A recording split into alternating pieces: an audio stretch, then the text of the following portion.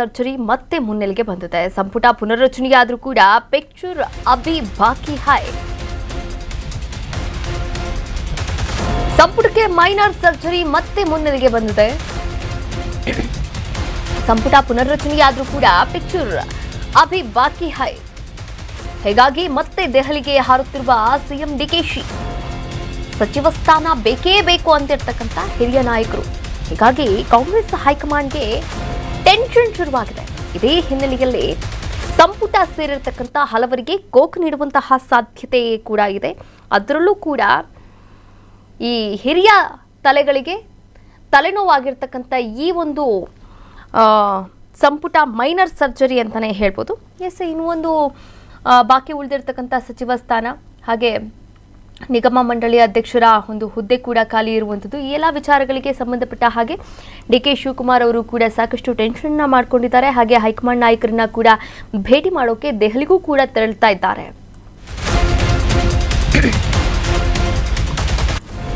ಕಾಂಗ್ರೆಸ್ಗೆ ದೊಡ್ಡ ತಲೆನೋವಾಗಿರ್ತಕ್ಕಂಥ ಮಾಜಿ ಸಿಎಂ ಮೌನ.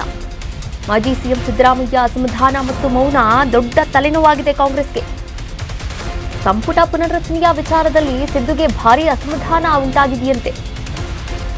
ಸಿದ್ದು ತಣ್ಣಗಾಗಿಸೋದಕ್ಕೆ ಹೈಕಮಾಂಡ್ ಮುಂದಾಯ್ತಾ ಎನ್ನುವಂತಹ ಪ್ರಶ್ನೆ ಕೂಡ ಉದ್ಭವ ಆಗ್ತದೆ. ಸಿದ್ದು ಟೀಮ್ನ ಕೆಲವರಿಗೆ ಮಂತ್ರಿಗಿರಿ ಸ್ಥಾನ ಸಿಗಲಿದೆಯಾ? ಈಗಾಗಲೇ ಹಿರಿಯ ಸಚಿವರು ಏನಿದ್ದಾರೆ ಅವರಿಗೆಲ್ಲ ಕೋಕ್ ಕೊಟ್ಬಿಟ್ಟು ಹೊಸಬರಿಗೆ, ಅದರಲ್ಲೂ ಕೂಡ ಸಿದ್ದರಾಮಯ್ಯ ಅವರ ಆಪ್ತರು ಏನಿದ್ದಾರೆ ಅವರಿಗೆ ಸಚಿವ ಸ್ಥಾನ ನೀಡುವಂತಹ ನಿರೀಕ್ಷೆಯಲ್ಲಿ ಹೈಕಮಾಂಡ್ ಇದೆ ಎನ್ನುವಂತಹ ಮಾಹಿತಿಗಳು ಕೂಡ ಸದ್ಯಕ್ಕೆ ಬಹಿರಂಗವಾಗ್ತಾ ಇರುವಂಥದ್ದು. ಈ ಎಲ್ಲ ವಿಚಾರಗಳು ಕೂಡ ಸಾಕಷ್ಟು ಚರ್ಚೆಗೆ ಬಂದಿದೆ. ಮತ್ತೆ ಸಂಪುಟದಲ್ಲಿ ಸರ್ಜರಿ ಆದರೂ ಆಗಬಹುದು, ಹೇಳೋಕ್ಕಾಗಲ್ಲ. ಯಾಕಂದರೆ ಇನ್ನೂ ಕೂಡ ಒಂದು ಸಚಿವ ಸ್ಥಾನ ಬಾಕಿ ಇದೆ. ಅದು ಮಹಿಳೆಗೆ ಮೀಸಲು ಅಂತ ಡಿಕೆ ಶಿವಕುಮಾರ್ ಅವರು ಹೇಳಿದ್ರೂ ಕೂಡ ಯಾಕೋ ನಂಬಿಕೆ ಬರ್ತಾ ಇಲ್ಲ. ಈ ಒಂದು ವಿಚಾರಕ್ಕೆ ಸಂಬಂಧಪಟ್ಟ ಹಾಗೆ ನಮ್ಮ ಪ್ರತಿನಿಧಿ ಅಭಿಷೇಕ್ ದೂರವಾಣಿ ಸಂಪರ್ಕದ ಮೂಲಕ ಜಾಯಿನ್ ಆಗ್ತಿದ್ದಾರೆ. ಮತ್ತಷ್ಟು ಅಪ್ಡೇಟ್ಸ್ ಕೂಡ ನೀಡ್ತಾ ಹೋಗ್ತಾರೆ.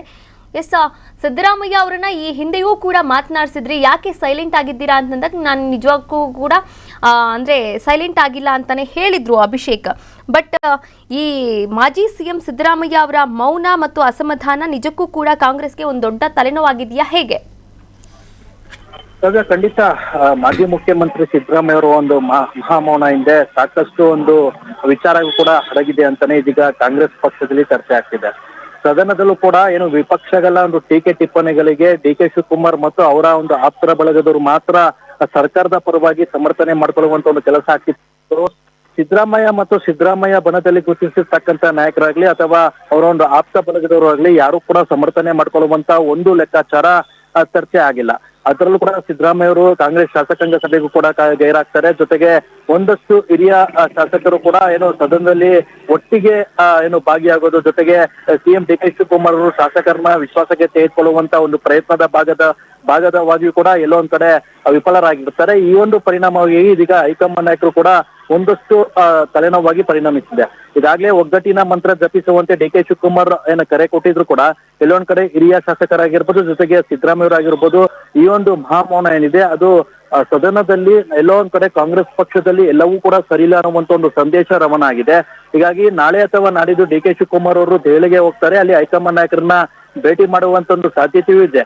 ಅಲ್ಲಿ ಪ್ರಮುಖವಾಗಿ ಹೈಕಮಾಂಡ್ ನಾಯಕರ ಜೊತೆ ಭೇಟಿ ಏನಾದ್ರು ಆಗಿದ್ದಲ್ಲಿ ಪ್ರಸ್ತುತ ರಾಜಕೀಯ ಸನ್ನಿವೇಶದ ಬೆಳವಣಿಗೆ ಜೊತೆಗೆ ಒಂದಷ್ಟು ಏನು ಸಚಿವ ಸಂಪುಟ ವಿಚಾರಣೆ ಆಗಿರ್ಬೋದು, ಜೊತೆಗೆ ನಿಗಮ ಮಂಡಳಿ ಏನು ನೇಮಕಾತಿ ಆಗಿರ್ಬೋದು, ಇದೆರಡು ವಿಚಾರಕ್ಕೂ ಕೂಡ ಬಹಳ ಸ್ಪಷ್ಟತೆ ಕಂಡುಕೊಳ್ಳುವಂತ ಒಂದು ಲೆಕ್ಕಾಚಾರ ಡಿಕೆ ಶಿವಕುಮಾರ್ ಆಗಿರುತ್ತೆ.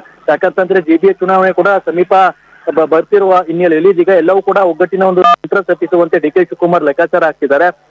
ಸಿದ್ದರಾಮಯ್ಯ ಅವರಿಗೆ ಅವರ ಕಡೆಯವರಿಗೆ ಸಚಿವ ಸಂಪುಟದಲ್ಲಿ ಸ್ಥಾನ ಕೊಡಿಸುವಂತ ವಿಚಾರ ಕೂಡ ಏನು ಹೈಕಮಾಂಡ್ ನಾಯಕರು ಇದೀಗ ತಲೆಗೆ ಹಾಕೊಂಡಿದ್ದಾರೆ ಅನ್ನುವಂತ ಮಾಹಿತಿ ಲಭ್ಯ ಆಗ್ತಿದೆ.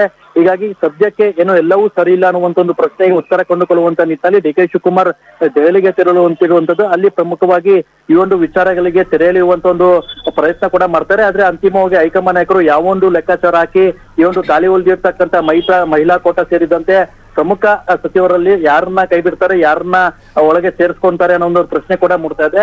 ಜೊತೆಗೆ ಏನು ಇಲ್ಲಿ ಒಂದಷ್ಟು ಎದ್ದಿರ್ತಕ್ಕಂಥ ಗೊಂದಲ ಮತ್ತು ಬೆಳವಣಿಗೆ ಬಗ್ಗೆ ಹೈಕಮಾಂಡ್ ನಾಯಕರು ಯಾವ ನಿರ್ಧಾರ ತೆಗೆದುಕೊಳ್ತಾರೆ ಅನ್ನೋದು ಕೂಡ ಸದ್ಯಕ್ಕೆ ಉಳಿದಿರುವಂತ ಒಂದು ಪ್ರಶ್ನೆ ಆಗಿರುತ್ತೆ ಕಾವ್ಯ. ಥ್ಯಾಂಕ್ ಯು ಅಭಿಷೇಕ್ ತಮ್ಮೆಲ್ಲ ಡೀಟೇಲ್ಸ್ಗೆ.